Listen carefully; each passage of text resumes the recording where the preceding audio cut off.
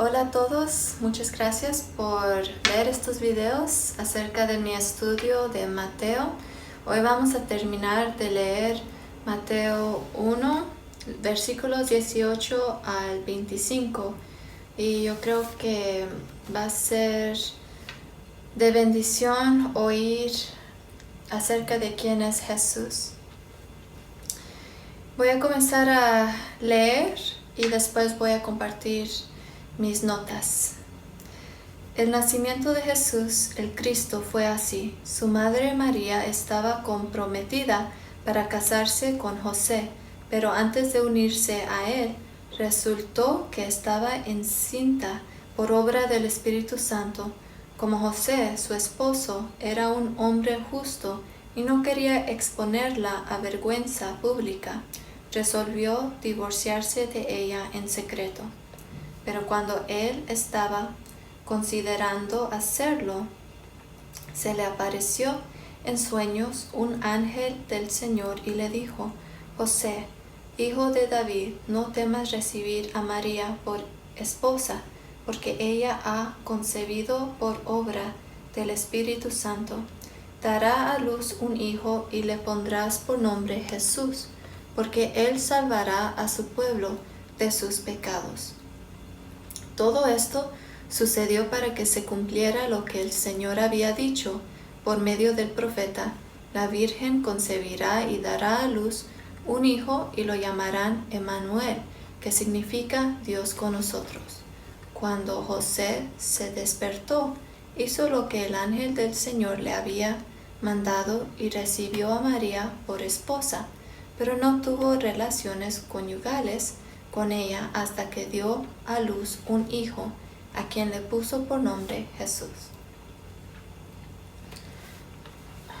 Entonces, Mateo quiere no dar tantos detalles como en otros libros tenemos, más detalles acerca de cosas que María dijo, diferentes situaciones que pasaron. El propósito de Mateo es simplemente darnos a entender que había una profecía en Isaías hablando acerca de una mujer joven, una virgen, que iba a ser embarazada con el Salvador en una manera supernatural. Y vemos también la manera en que se escribió. Podemos ver que es a través de la perspectiva de José. Y José mismo nos da testimonio de que él que él nunca tuvo relaciones con María, porque a través de sus acciones lo podemos ver que él, al enterarse que estaba embarazada, él sabía que él no era el papá, que él nunca tuvo relaciones con María. Y qué bueno que la Biblia lo documenta para que nosotros sepamos también que esto era lo que Dios nos había dicho que iba a pasar a través del Espíritu Santo. Es lo que nos enseña en Lucas. Pero antes de hablar acerca de eso, yo quiero decir que obviamente este embarazo fue como ninguno otro que ha habido en la historia de la humanidad, porque fue el único embarazo donde un hombre no estuvo involucrado ni responsable. El Espíritu Santo es el que nos dice la Biblia que fue responsable. Y algo que vino a mi mente cuando leí esto y estaba pensando, pues ¿cómo es posible que el Espíritu Santo hizo esto dentro de María en una manera que no es como lo es humanamente? Y podemos ver en Génesis 1, 2 que se menciona el Espíritu Santo cuando se está haciendo la creación. La tierra era un caos total. Las tinieblas cubrían el abismo. y el Espíritu de Dios se movía sobre la superficie de las aguas. Y dijo Dios que exista la luz, y la luz llegó a existir. Dios consideró que la luz era buena y la separó de las tinieblas. Y sigue Génesis hablando de todo lo demás que Dios creó. Pero se me hizo muy interesante cómo en Juan, que también nos habla acerca de Jesús, cómo Juan usa como su manera de hablarnos de Jesús se oye bastante como en Génesis, lo que leímos. Vamos a leer Juan capítulo 1, versículos 1 al 5. En el principio ya existía el Verbo, y el Verbo estaba con Dios, y el Verbo era Dios. Él estaba con Dios en el principio. Por medio de Él todas las cosas fueron creadas. Sin Él nada de lo creado llegó a existir. En Él estaba la vida, y la vida era la luz de la humanidad. Esta luz resplandece en las tinieblas, y las tinieblas no han podido extinguirla.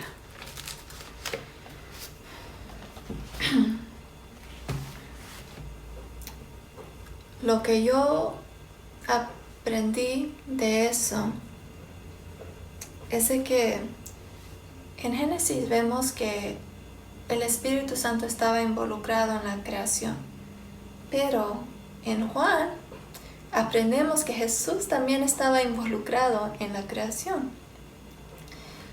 Las tres personas de la Trinidad, el Padre, el Hijo y el Espíritu Santo, estaban involucrados en la creación. Y obviamente porque Jesús es una de las personas de la Trinidad. Entonces, así como Dios estaba involucrado, Jesús estaba involucrado, el Espíritu Santo, en la creación del mundo, así también es como que es como algo que podemos ver que es similar, como la manera en que Dios causó que Jesús viniera a este mundo a tomar carne humana, no parando de ser Dios. Pero en ese proceso, la Trinidad estaba involucrada.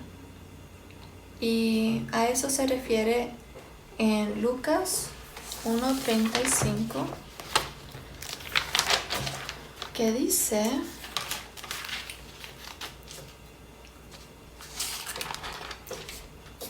el Espíritu Santo vendrá sobre ti, y el poder del Altísimo te cubrirá con su sombra.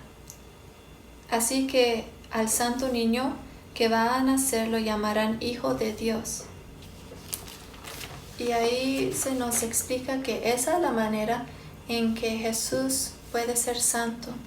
Aunque nació a través de una mujer, es el Hijo de Dios y vino a través del Espíritu Santo. Por eso es que Jesús nunca tuvo pecado, y Él fue el único que podía venir para salvarnos de nuestros pecados, morir en la cruz, pagar el precio para que nosotros podamos tener vida. Otra cosa que me llamó la atención es cómo el vientre de María, antes de que esto pasara, pues no había nada en su vientre, ¿verdad? Estaba vacío, mucho como la creación, ¿verdad?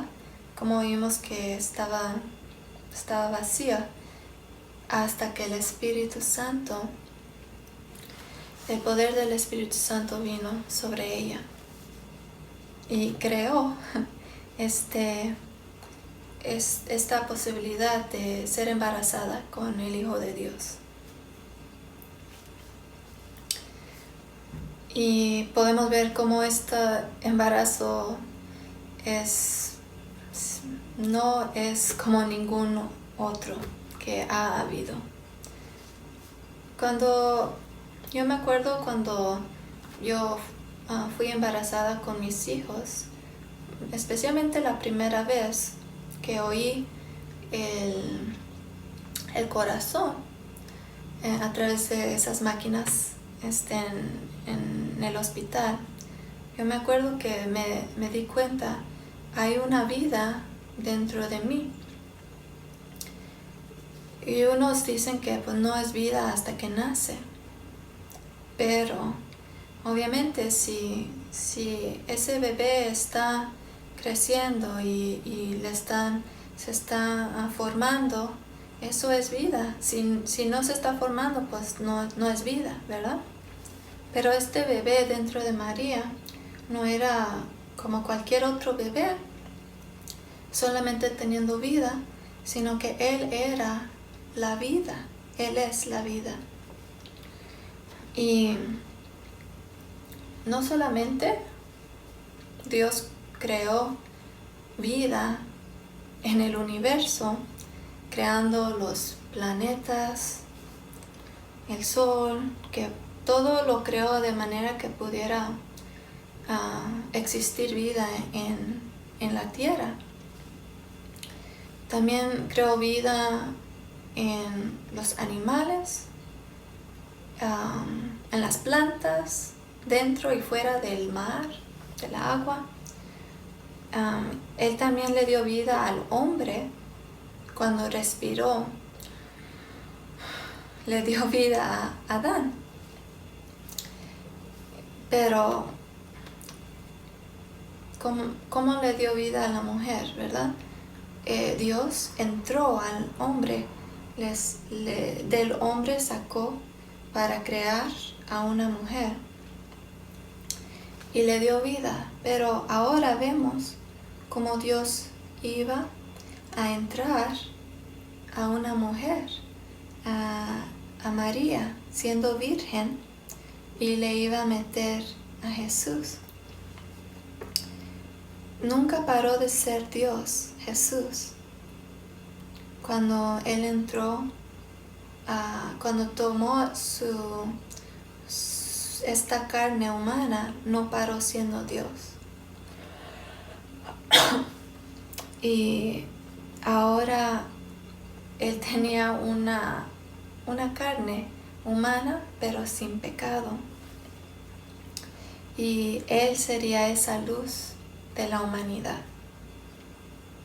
La serpiente sí pudo engañar a la mujer en el jardín del Edén, pero ahora Dios iba a venir a través de otra mujer para restaurar esa vida que el pecado le había quitado a la humanidad.